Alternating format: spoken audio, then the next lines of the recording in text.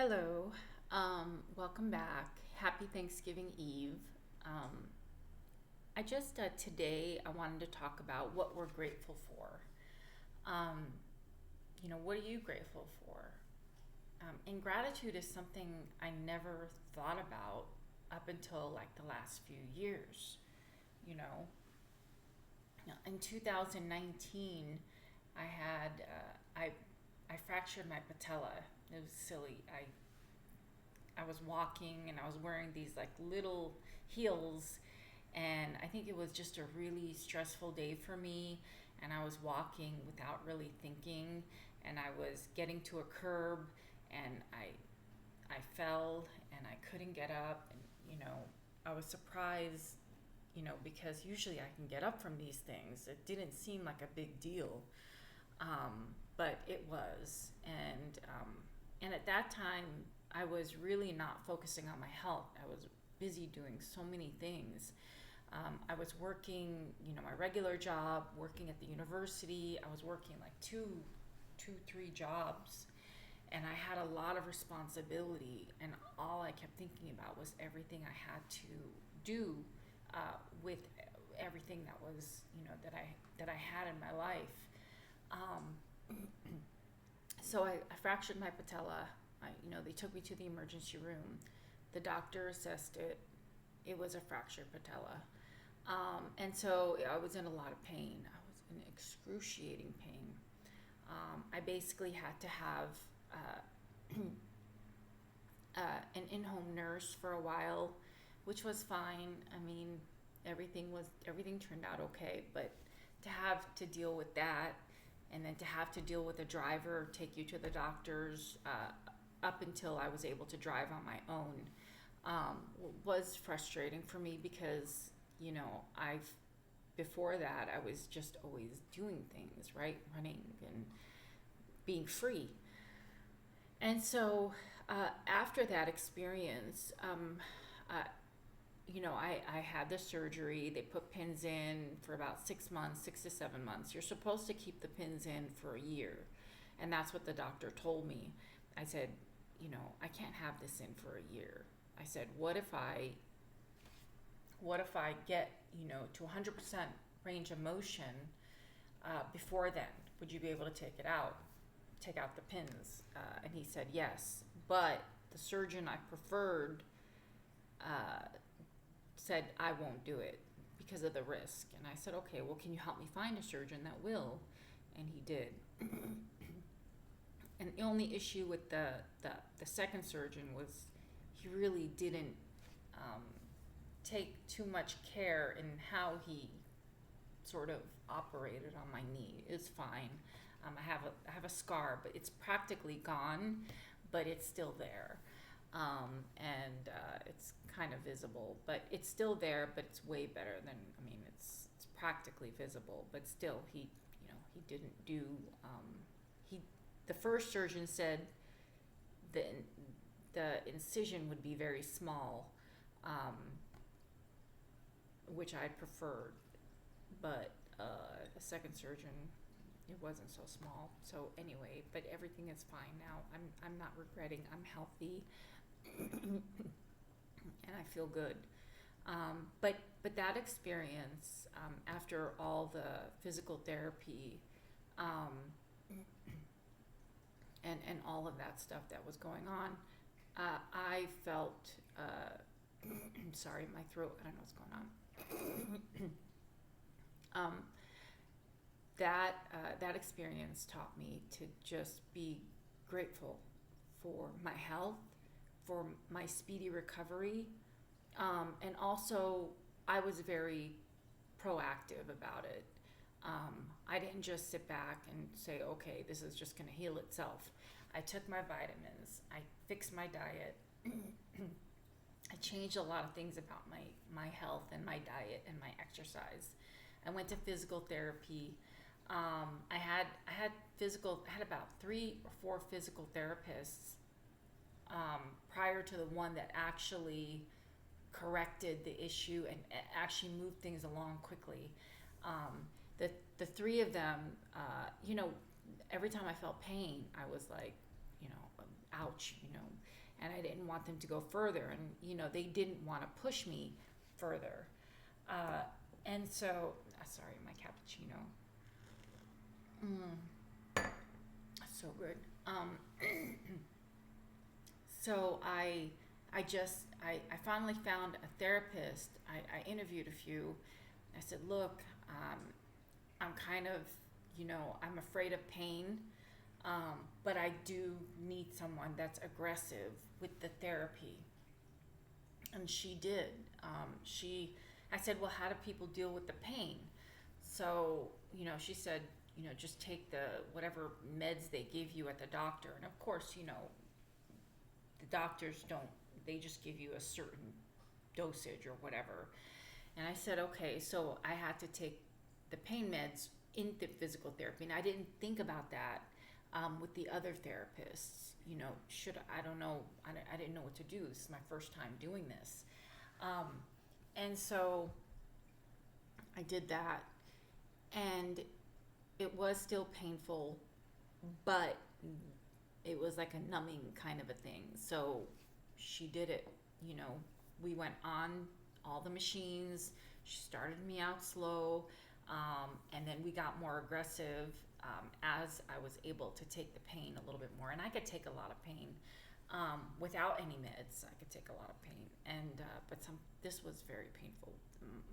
The knee is, it's hard. Bones are very painful because you're dealing with muscle, dealing with all of this stuff. Anyhow, I was able to, finally, after I think a year of physical therapy or maybe less, I was able to get myself to at least 80% range of motion. And then I stopped the physical therapy, and the rest I handled it on my own at the gym. I would do all the exercises constantly, repeat. And I still do them to this day, because there's still some pain, because I definitely don't want anything arthritic, and I'm not the type that's okay, I'm just going to do, knee replacement, surgery or hip replacement or any of that stuff. I mean, God forbid, I hope I never get to that point, but I do like to run, and I continued running. And actually, right before they took the stitches out, I did a half marathon. And the doctor told me, he said, you're crazy. He said, you shouldn't be doing that. I said, I know, but I want to make sure that my knee is strong, and so all is well. Here we are in 2025. Yes, I work, I get on the elliptical, I do trails, but I'm much more cautious, obviously, than I was back then. I'm very careful. I mean, there was a lot of fear. I had a lot of fear. It was so weird how that fear, walking over a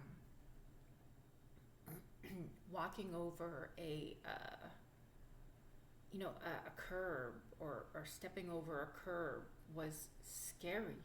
It's they're small curbs, and I had a lot of fear. I was so scared.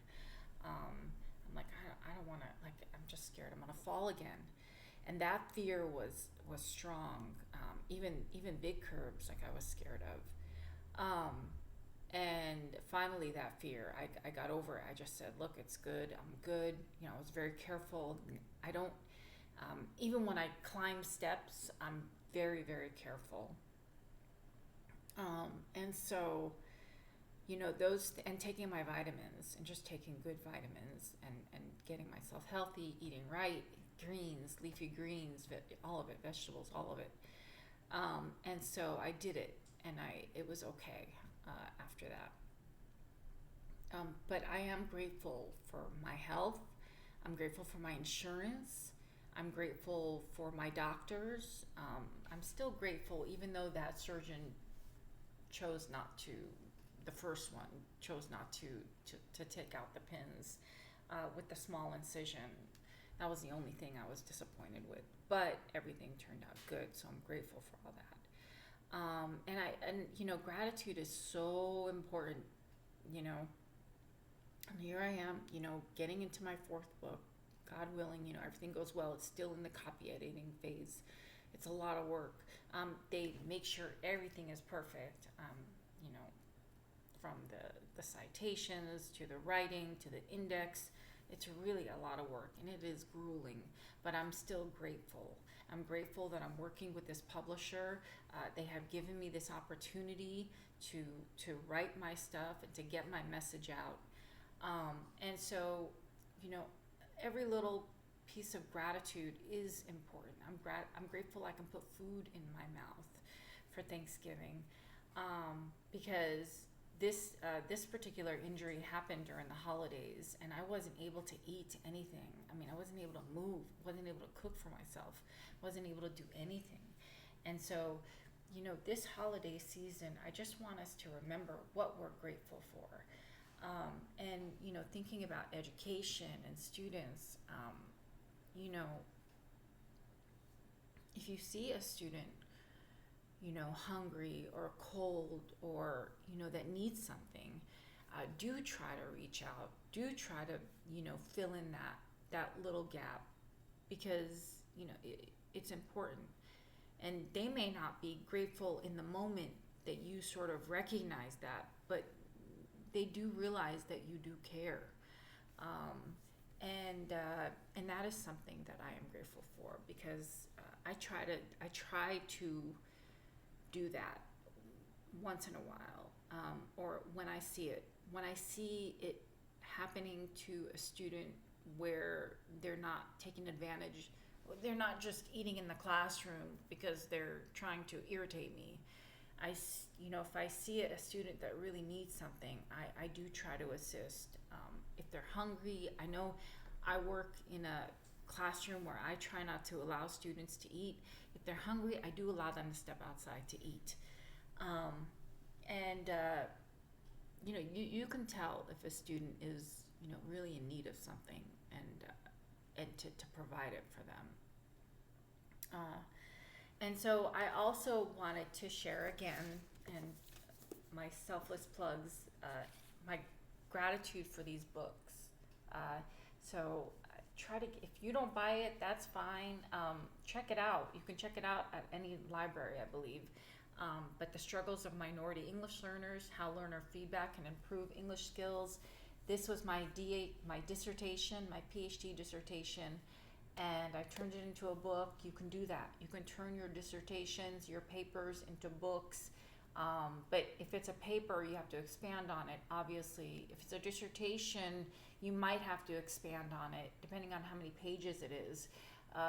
But Bloomsbury, prior to being named Bloomsbury, they were Rowman and Littlefield, but they are called now Bloomsbury. They took a risk, and they, got me these books. So that is the first one, and then the second one was research-based bilingual instruction, the impact of multiple modalities in a K-12 learner classroom. That's all about multiple modalities, using them in the classroom, movement,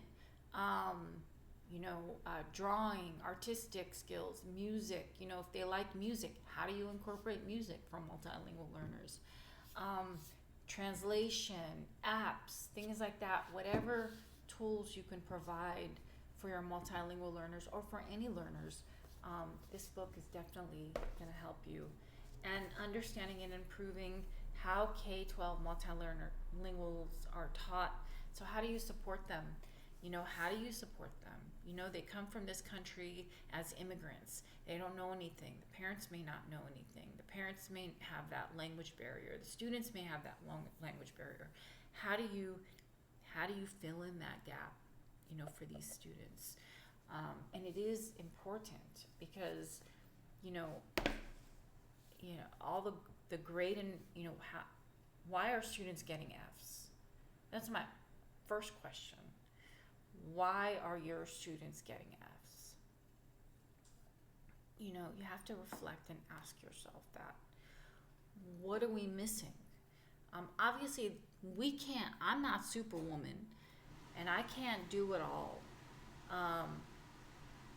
There's things that I don't know. but I do like to solve those problems. Uh, and there's things that I try to help students with. And so I like to figure it out. What is the problem? What is the issue? And how do we fix it? How do we resolve it? How do we, how do you help students avoid getting an F or avoid getting a D? How do you help them? Is it just a language barrier? Is it their hungry barrier? Is it their cold barrier? Do what's going on at home, kind of a thing. You can kind of figure out those things when you see your students. And I'm sure everything is fine at home, but sometimes students need that extra sort of support and love. And so I just want to go back to, what are you grateful for? What are the things that that make you happy, and that that you have gratitude for?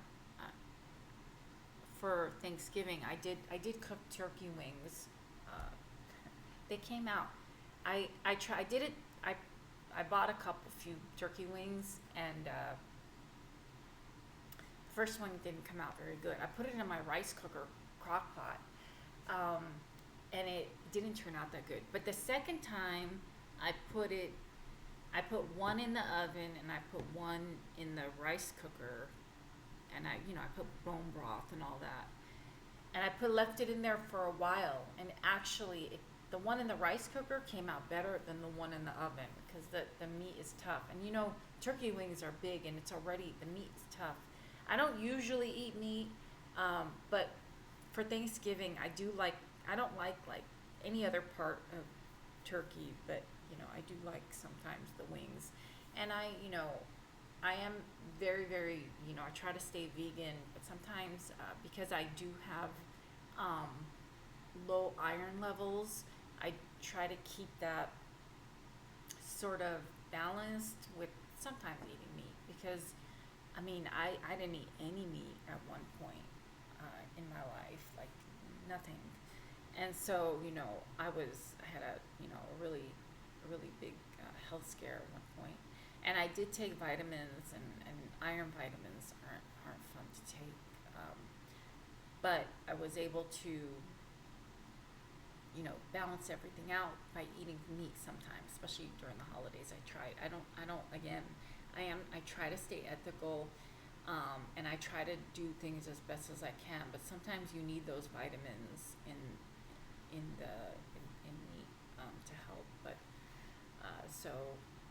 Anyhow, and I also wanted to do a little bit of a book review. So I read this book. It was a very good, very, very good book by Kristen Hanna, called The Magic Hour. And it was about a student, I believe, that had some sort of disability.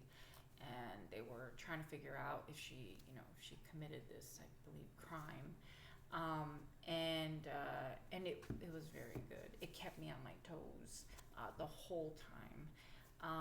And I really liked it, so it's a good book. Read it, well, if you want to. And I'm reading this other book. It's a crime book. I like crime thrillers. I like things that sort of, that involve the courts, and involve lawyers, and involve a storyline, and involve something that happened, and something that, how do we resolve this? How do we figure out the mystery? And it is about a girl. It's about a family that was. It's not a true story, but it is about a family that was murdered by someone, and they're pinning it on the daughter, because the daughter's the only one that survived. It's not a true story, but just the world is crazy. But it's really good so far. So they're in the courts, and they're trying to figure out everything, and the girl is not speaking, and it's really good so far. But anyway, that's all I had to add. And I just wanted to end it with my Christmas tree is.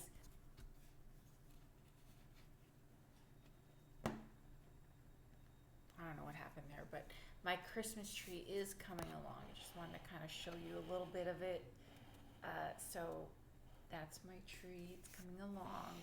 It's taking some time, but that's all. I just wanted to kind of share with you about what what are you grateful for? I'm grateful for so much.